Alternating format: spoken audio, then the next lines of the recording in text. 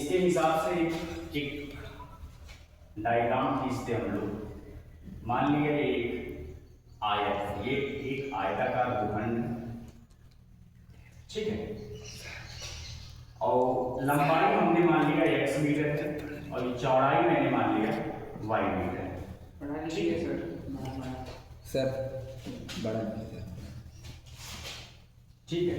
Yes. तो थोड़ा सा बड़ा लिखते हैं कि ताकि आपको दिखाई दे। x मीटर है और ये चौड़ाई मैंने मान लिया y मीटर है। आयताकार भूखंड की लंबाई, आयताकार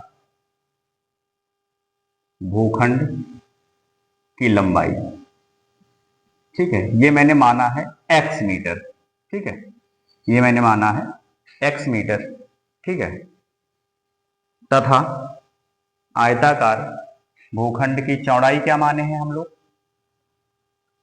y मीटर माने हैं, ठीक है, y मीटर माने, ठीक है। अब सवाल में क्या कह रहा है वो देखते हैं हम लोग, ठीक है। सवाल में कह रहा है प्रथम शर्तानुसार, ठीक है, प्रथम शर्तानुसार या दिया है हमको, है ना, तो सवाल में दिया है आयताकार भूखंड का क्षेत्रफल, आयताकार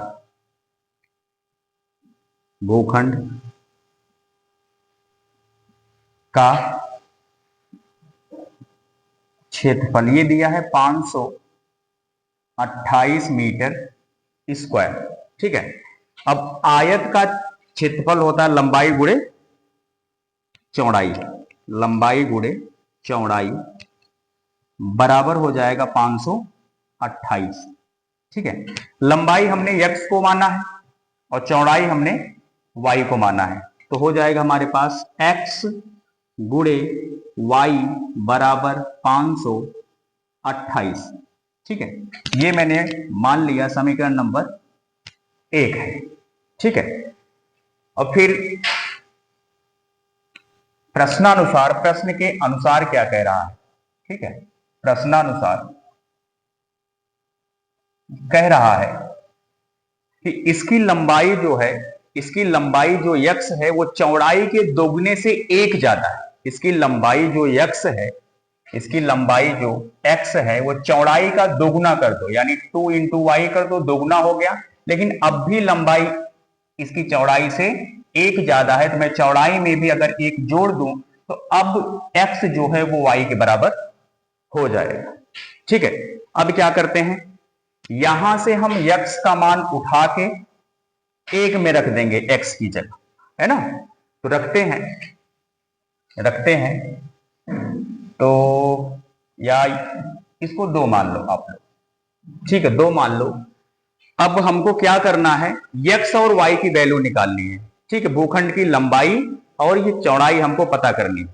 तो ये कैसे निकालते हैं, तो हम क्या करते हैं, समीकरण 2 से x का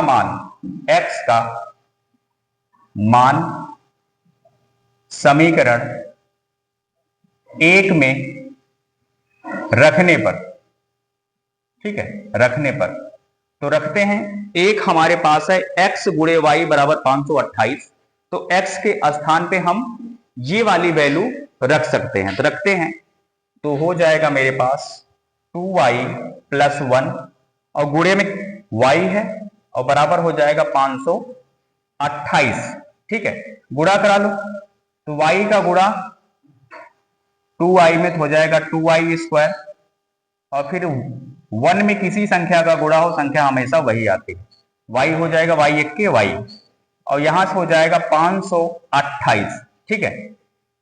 तो इसको लेके आते हैं इधर हम लोग, तो 2y square plus y positive है, इधर आके निगेटिव हो जाएगा, 528 इधर बचेगा 0।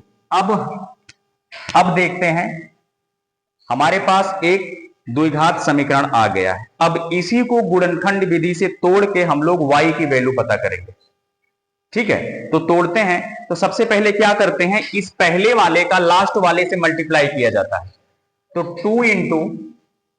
2 इंटू माइनस 528 करेंगे तो मेरे पास आएगा माइनस का 1000 56 आएगा। इसका 2 फैक्टर किया जाता है, इसका 2 फैक्टर करेंगे, उन दोनों फैक्टर का गुणा कराएंगे तो माइनस का 1056 आए, और दोनों को जोड़ा जाए तो ये बीच वाली संख्या मिलनी चाहिए, y का गुणांक मिलना चाहिए। y का गुणांक है क्या, यहां प्लस का 1 है, तो 1 मिलना चाहिए। तो वो फैक्टर पता करो, वो फैक्टर कैसे पता किया जाता है देख लो। ओके, ये सवाल था मेरा। बाकी आपको जो भी ना समझ में आया हो वो आप कमेंट बॉक्स में कमेंट करके बता सकते हो। ठीक है, ओके, थैंक यू।